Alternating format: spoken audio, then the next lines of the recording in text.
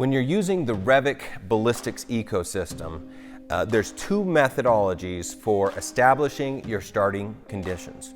The first one is zero range. It's very simple.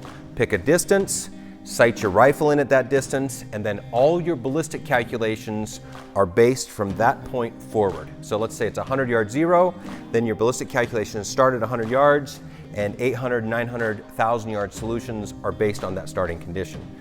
The problem with zero range is when you have different environmental conditions. Let's say you go up on the mountain and now you've got a different elevation, different air density, or maybe you even have an incline shot.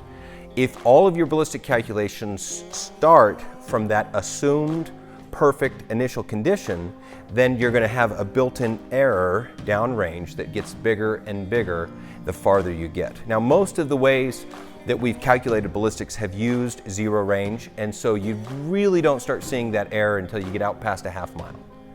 Now, most modern ballistic solvers can account for those initial conditions.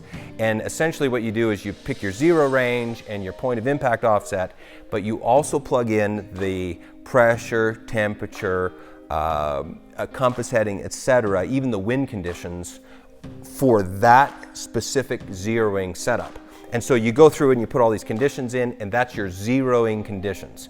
And then in the future, that ballistic solver will account for those zeroing conditions and make an adjustment to the long-range solution. It helps us get better solutions in different conditions.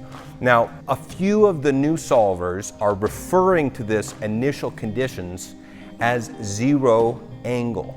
And essentially what we're doing is when we sight in our rifle at that zero range with those certain conditions, we're back calculating and recording the angle between the line of sight and your line of departure.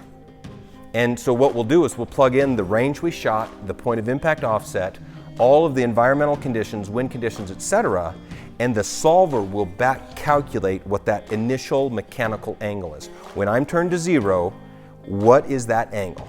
That's our zero angle. And so now you've got this one number that you can reference and use in different solvers or different devices. And it's a lot easier than putting your initial conditions in all the time. And it's actually more explicit, so it indicates that you're doing it a different way. I believe that all solvers will eventually migrate to the nomenclature of zero angle, and we'll see all of the industry kind of move and shift to that standard because it's a better standard and it helps us shoot more precisely at long range.